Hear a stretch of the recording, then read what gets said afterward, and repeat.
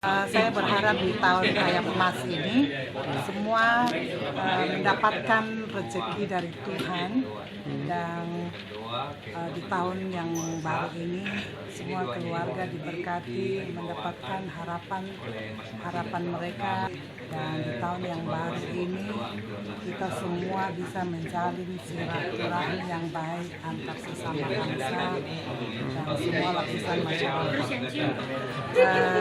Di hari Imlek ini semua diundang untuk datang bersilaturahmi, mengucapkan selamat hari Imlek satu sama lain di Banggoden 3 lantai 2 pada jam 10 sampai jam 14 siang.